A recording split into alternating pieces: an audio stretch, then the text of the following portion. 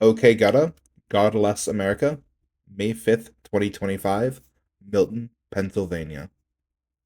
I first heard of Okgutta on Rate Your Music. I've been on RYM for 12, 13, maybe even 14 years now. A while, and cloud rap's one of my favorite genres. I just so happened to catch this at like 200 to 300 ratings as it was climbing up the charts, and the album cover was entrancing, and I decided to give it a listen. The sound of this record is essentially like modern, dark cloud rap. It's pretty bassy, not in like the Shay, too slimy, super ragey way. But it's just a pretty bass heavy cloud rap record. Touches on like vocal chops from Witch House, trap drums. Um, Definitely a little bit of drill too. And Gutta as a vocalist, he's pretty aggressive. He's very passionate though.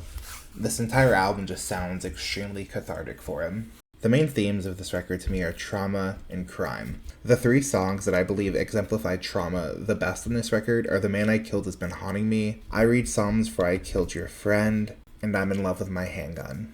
The Man I Killed introduces the theme of Gutta's trauma from his own actions. A standout lyric is, I harvested his spirit, he's at every appearance, every performance, I see his face in the crowd clearly.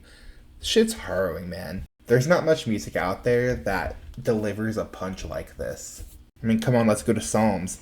I'm a product of my environment. I used to want to be a fireman. I had dreams and aspirations, and all my ambitions died with them. I'm a cold-hearted killer, conscious, fucked up, I can't achieve zen. I got a throne in hell, I'll never get a chance to go to heaven with my friends. This song, I'm fucking speechless. Over this cloudy ass, beautiful, ethereal beat. Like, are you fucking kidding me? And I'm in Love with My Gun has this crazy foreshadowing the cause of his demise. Incredible imagery again. The second half is surrounded by this incredible vocal chop. It is gorgeous when juxtaposed with Gutta's crooning to his piece. This shit's gorgeous. I love this track. And on to Crime. The opening track lays this out clearly as this album's mission statement. Gutta's with the shits. I Am the Worst product goes more into it with this incredible imagery. He paints such a vivid picture again. It's electric, and his flows towards the end of that song are wild. I Banished Man to the Nether, which has some of the best flows. Again, crazy flows in this record all around. Some of the best flows I've heard this decade. You feel every ounce of his trauma in this, and goodness, again, it's electric. I keep on using the same words.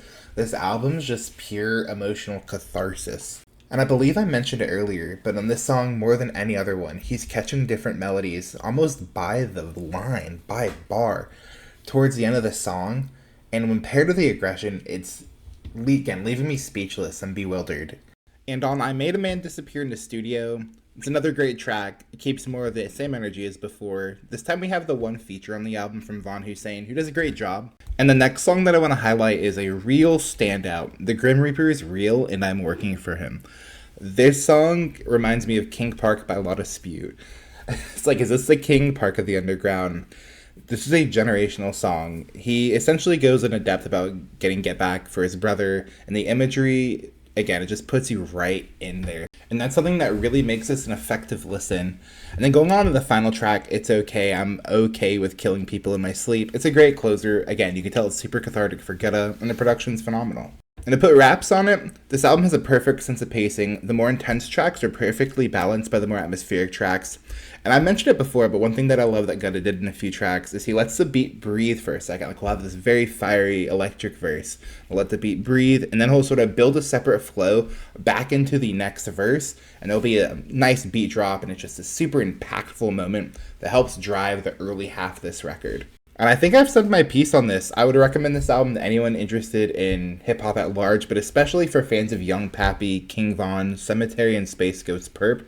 This album is a 10 out of 10. Thank you for watching. Have a great rest of your day. Follow me on socials. Have a nice one. Bye.